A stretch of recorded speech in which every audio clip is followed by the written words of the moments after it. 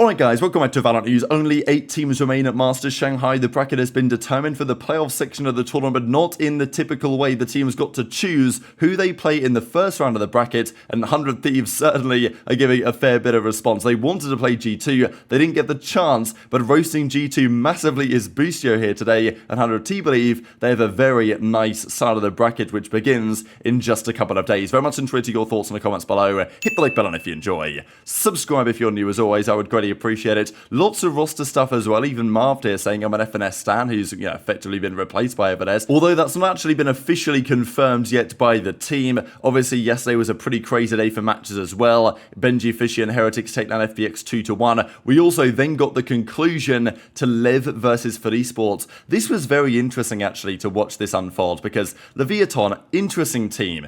The way they're formed as a roster was kind of fascinating in the first place. They have firepower, but it is inconsistent firepower. Now, Aspas is usually on top of his game. He didn't have the best series here. Like, he was, 43 and 52. It was Mazzino and King that were trying their best, actually. But, even with Aspas not performing so well, it was super competitive.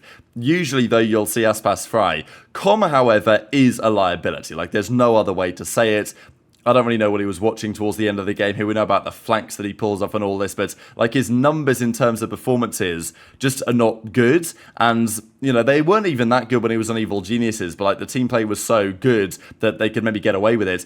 Whereas this time around, with this team composition, it just isn't really working. Like, they're all over the place sometimes. You never really know what you're going to get from Leviathan because they can absolutely fry your socks off if Aspas is playing well. But if he isn't, and you don't really get the level up from some of the other guys, you can lose to a lot of teams. They got crushed on the Sunset 13-1. The next two maps were close, were more competitive. They won the Lotus. Then Bind went 13-11 to For Esports. So maybe the downfall of EMEA was somehow exaggerated, right? Because, still seems to be some competitive teams over there. Heretics getting through, For Esports getting through, Fnatic, of course, all the way through to the playoffs. So, pretty impressive from EMEA. But yeah, Lev go down. What does that say about their team and what they might have to do? Because we know that Loud are making roster changes. Maybe Lev have to consider something different. Like, is this Lev team good enough to make it to the World Championship or, well, to win the World Championship?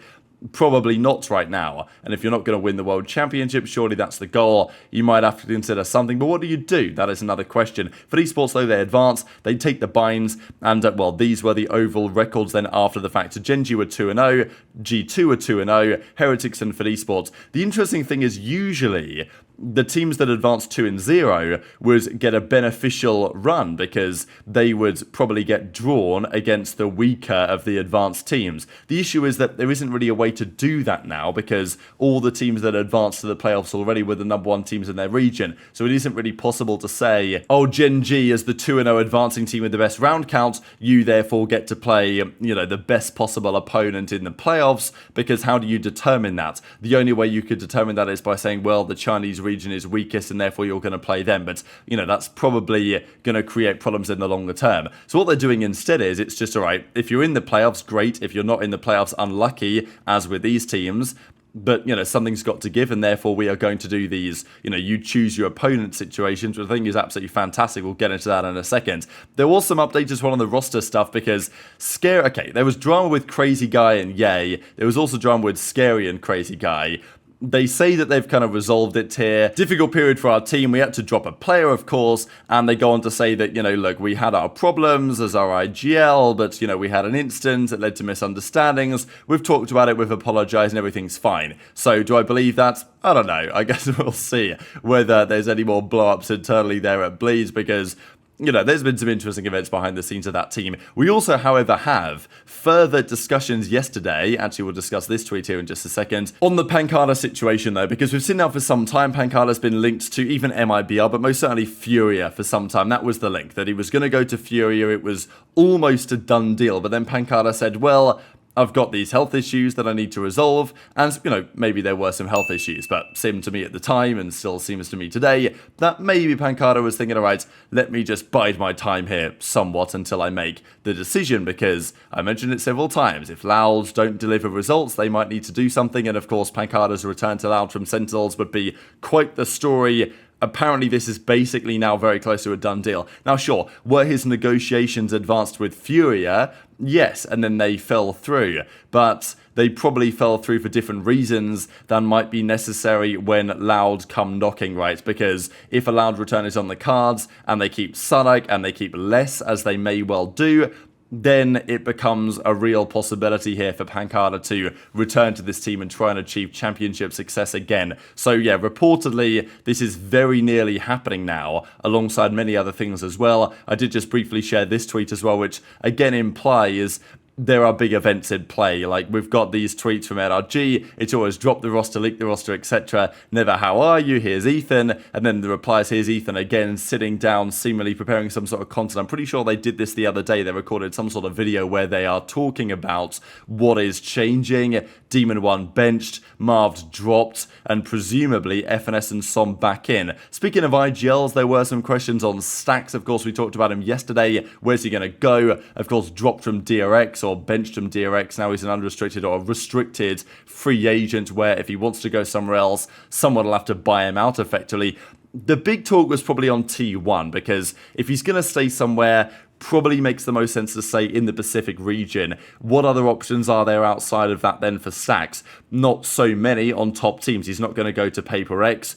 Maybe he could even go to Gen.G. Like, if they don't deliver in the playoffs, maybe there's an opportunity there. But more than likely, if he's out of DRX, T1 makes a lot of sense. A team that arguably could benefit from better leadership, so I guess we'll see what his future potentially holds. Of course, we've already talked about this. But let's talk then about Shanghai and the way this is going to go, because these are the eventual playoff games that happened. But how exactly did we get to this point? Because what we have sometimes seen is just random draws, or draws that maybe aren't random, but we don't really know, and Riot just pull them out of the hat and they say, hey, this is the bracket, and it's like Loud versus Evil Geniuses, and it's like Paper X versus DRX, and we're like, are we sure that this is entirely random? I feel like I've seen this before. This time, Riot, to get around this stuff, and for very good reason, said, okay, the top seeds in the respective regions are going to choose their opponents. They're going to choose in a randomly determined order, and then the team that gets the first pick decides, the team that gets the second pick decides to the remaining teams, and we go on and on from there. For example, Fnatic, they had effectively last pick because they were left out to dry, so they got the hardest possible game because everyone else could choose who they wanted to.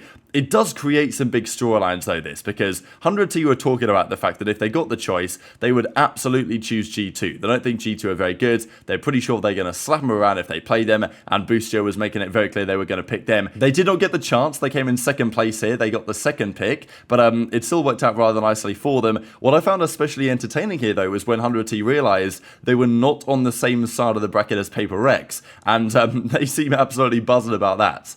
I am lucky when it comes to Masters and Champs playoff draws. We will get first or second pick guaranteed.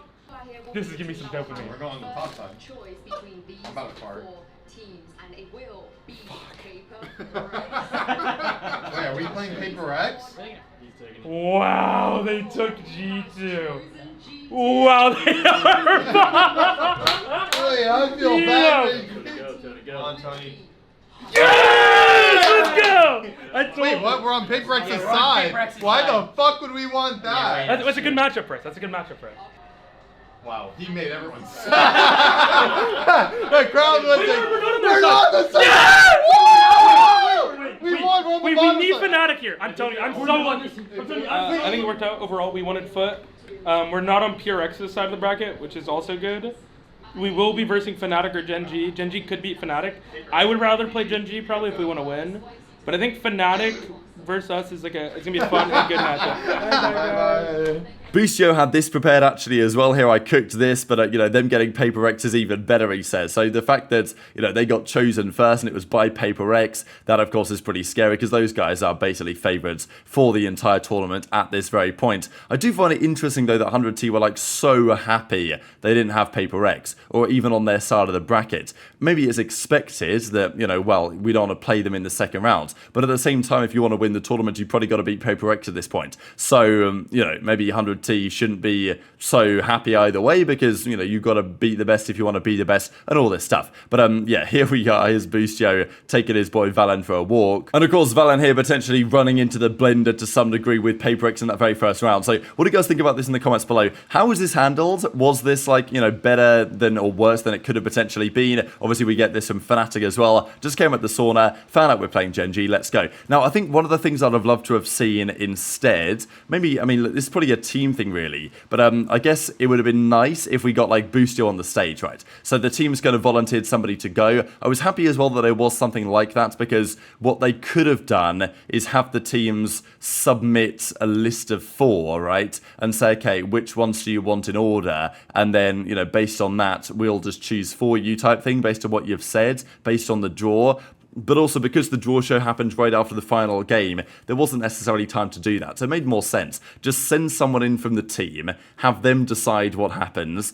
And it would have been cool if it was like their IGL or the player. I guess the teams got to vote who decided to go. And, you know, they sent a coach or a team manager or whatever in each case. But I think in general, the idea was great and executed well, because it really does create some great storylines here going into the actual playoffs. And this is how they are going to look. So on the top side of the bracket, Paper X were drawn. They chose G2 as their first round opponents. Straight up, double elimination bracket from here to the end of the tournament. Edward Gaming got the 3rd pick. They chose Heretics, of course. So, you know, probably the best of the options remaining. 100T got FUT Esports. And FUT Esports, I think, are pretty good. But I would say that they are somewhat vulnerable. They certainly can lose. 100T will be pretty happy with that over the G2 pick. And then Fnatic Gen.G. That is, of course, going to be the pick of the first round games, because that's very hard to call. Fnatic won their own region, so they got to pick, but because they got the last pick unlucky, you get saddled with the best possible team. So, yeah, scary first round game here. 100T are happy they're not playing Paper X,